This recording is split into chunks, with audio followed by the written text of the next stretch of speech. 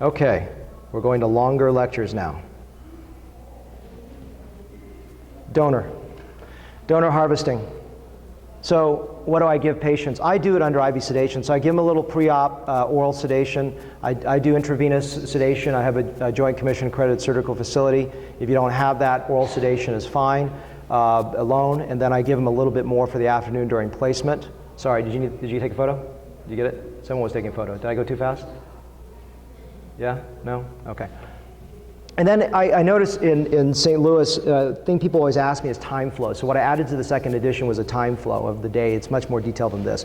But just to show you what we're doing during the day. So the RN is drawing the PRP. I'm drawing the hairline. The donors, I'm selecting the donor area. The PRP is then being spun by the MA by 7:30. The donor is being prepared by the MA. Sedation is being given by the RN. I start donor harvesting after about 5-10 minutes when the patient's a little bit more sedated. I make the recipient sites starting about 9:30 after donor closure. The grafts are out, they're cutting, they're preparing during this time. I'm done and out of the room by about 11 a.m., 11:30, and then depending on the size of the case, sometimes 10:30, sometimes noon, and then they're placing by the afternoon. So safe donor area is really in this central area. We're going to talk about FUE versus FUT, which has expanded the concept of the SDA. It's really an area that is not genetically programmed for loss. So that's going to be the area that's in around the occipital protuberance. Sometimes you get retrograde loss up there. So you can't just say, hey, Sam gave me this lecture where this is safe. It may not be safe. You know, these are things that are very important that you have to start to understand. Are they retrograding? Are they going to Norwood 7? Maybe they don't have a very good safe donor area. And how young are they? How young are they? Because you have to project that safe donor area next 20 years. If they're 22 and they've got wispy hairs going here, they may have nothing that's safe. And that's important to understand that. So how do I plan the donor? You know, when I start to plan the donor, I have to first plan the recipient, right? I have to figure out what I want to design and then go back and then find out that calculation to put into there. This is an example that even if I add a few centimeters to the front hairline, if you do the math here, if it's 100, if it's just 70 square centimeters, that's 100 minus a 30, you know, more conservative hairline, I can, doing the math, if I put about 25 follicular units per square centimeter, I generate about 1750 FUs. But all I've done is add a little bit to the front, and all of a sudden I now need 750 more grafts. So it's important to calculate this. I've got some more simplified algorithms of how to donor calculate based on my colleague, Dr. Farjo out of England, that gave me some ideas, and there's no time to go through it. But these are just ideas. So I start from the end, then I go backwards. So what I do is I look at what the donor density is. Let's say it's 80 follicular units per square centimeter. So I want 2,000 follicular units. If I do a 25 centimeter length and I do a 1 centimeter harvest, I'm going to approximately get 2,000 FUs, okay? And if you see here, if there's variable donor density, typically, if there's not, I'll just take a standard 2 centimeter segment, chop up that 2 centimeter, and get the exact numbers from there and project out the rest of the numbers. I'll explain that in the next slide. But if there's variability, I'll take a dense and a sparse site and average it. So here's the math. So let's say it's 24 centimeters the total length. I divide it by the 4 centimeters, those two centimeter segments, I get a multiplying factor by 6, right? Then my staff takes that 4 centimeters, dissects it out, and this is what they get.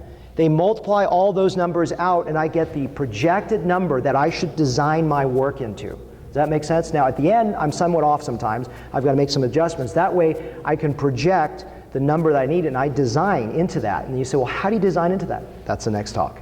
So it's hard to get everything compartmentalized, but I'm trying to do this so it makes sense in a logical order. Prep the donor area. You don't want to shave this down flush to the scalp because the hair exits with a slight curl.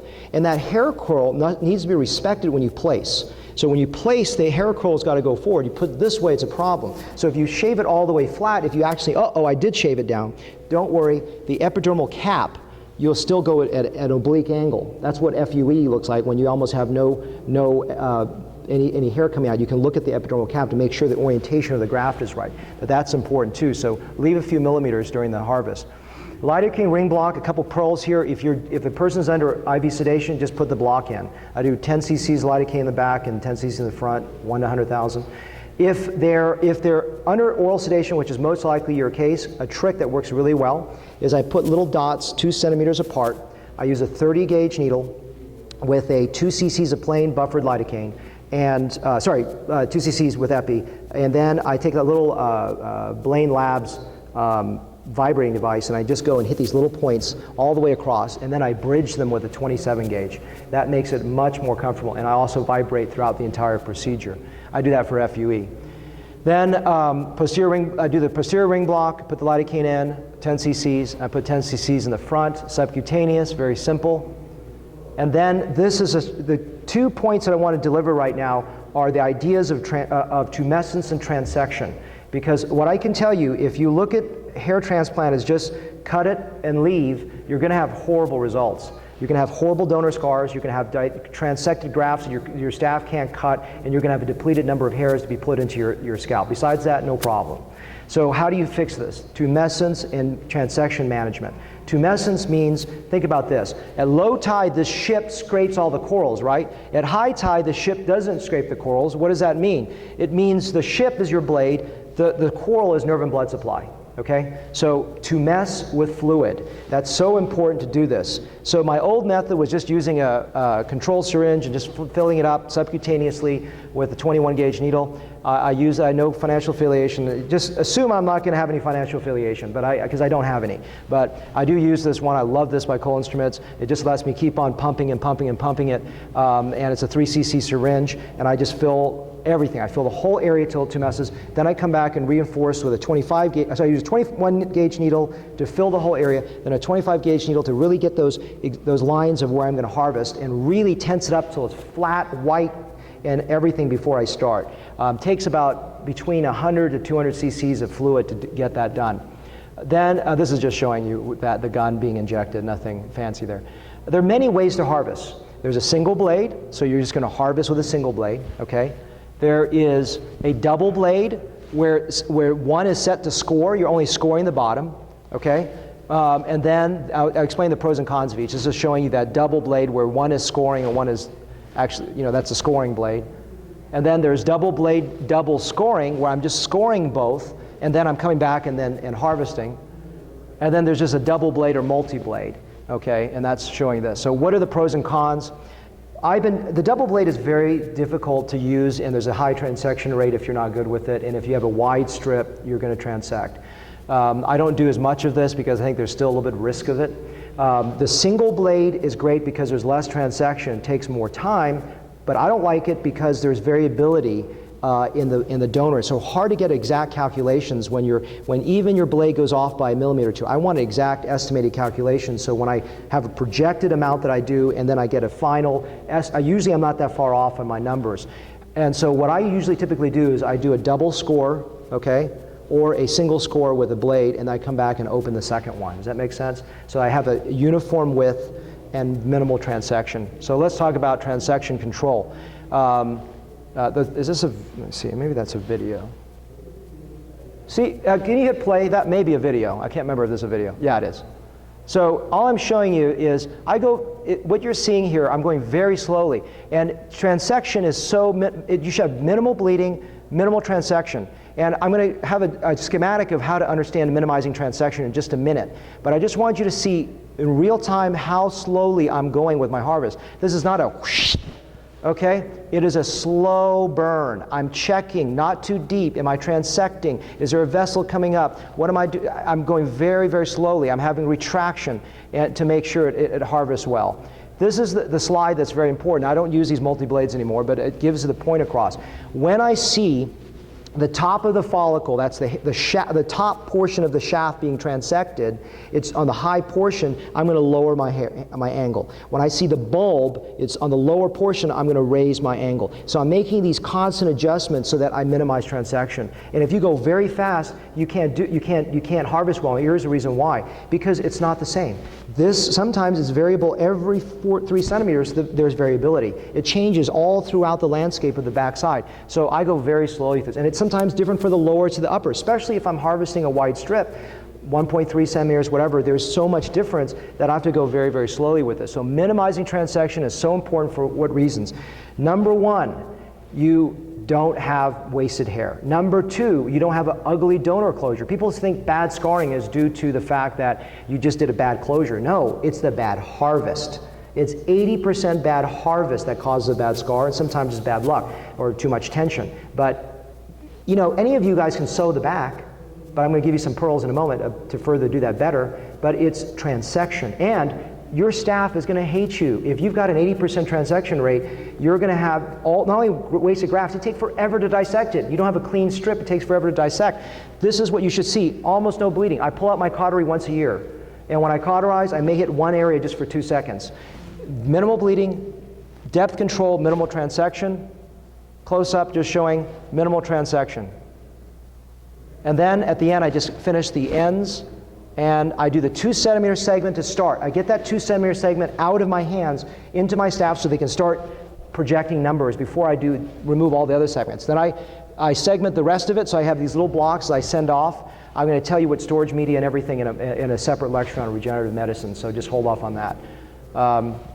And then I harvest with the Metzen bomb, a ring forceps, or with a towel clamp, and I just really slowly dissect this, making sure I don't transect blood supply, so it heals better and it has better graft growth. Do a trichophytic closure if there's not much tension, because what that does is it allows the hairs to grow through the scar, just like you understand that with a brow lift. I don't always do it. It doesn't always help you with the wound, with the scar. What really helps you with good scar control is a little bit of luck, but also not too much tension and good harvest. You do a crappy harvest, I don't care what kind of fancy trichophytic thing you do, you've already screwed the patient. The harvest is what actually dictates the quality of the closure, okay? Taking all the debris out, I put in now platelet poor plasma. I actually use a needle, inject in the bed, and then after a closure, if I have some else, I inject it in there as well. I'm going to talk to you about my protocol for plasma in my lecture on plasma. So again, everything is compartmentalized. Just bear with me on this. There's too much information in one talk. Towel clamps reduces the edema, takes down some of the tumescence, allows me to line the wound, and that way I can now close it more easily. If there's too much tension, this is a gem. I put a full bottle of hyaluronidase mixed with like 5 cc's of saline above and below, and within 10 minutes, the closure tension reduces by half to 400% reduction. But that does not, you should not be cavalier and say, well, then I'll just harvest whatever I want. You always want to go at the end saying, God, I wish I could have taken a little more. That's much better than, uh-oh, now what do I do? That's never a good situation. This is, pull it out if you need to, but it works. It's a trick. I learned this last year. It doesn't matter. 5, 6, 6.3. Just mix it with some and stick it in. Above and below the wound, maybe a centimeter above and below. I do a distal air knot so the knot doesn't get on the wound, which hurts, and I leave a little air knot to take a little tension off. And then I go about the mid follicle level so you don't go really deep. And I actually go in this direction, 45 degrees, so that so it's hard to explain, but when I go underneath like this, the surface one goes vertically down so it pulls the wound lip better. Then I put a little additional PPP in. Marcaine block, a trick that I've learned that's made a huge difference is I used to put 10 cc's of bupivacaine in the front and 10 in the back, and now I put 20 in the back, and they feel almost nothing in the postoperative setting. It reduces discomfort level to negligible amounts. That's what I just said there, 20 cc's in the back. Is this a video? Let's see where we are. I want to see if I have time for this. Hold on. Donor harvest, 11:30. Recipient sites. Nope, sorry, we're on time, so I'm not going to show the video, but that's okay. Okay, let's go to the next lecture. We're going to recipient sites. Please open that up. If you want to see this video, I can show you afterwards, but you got the point.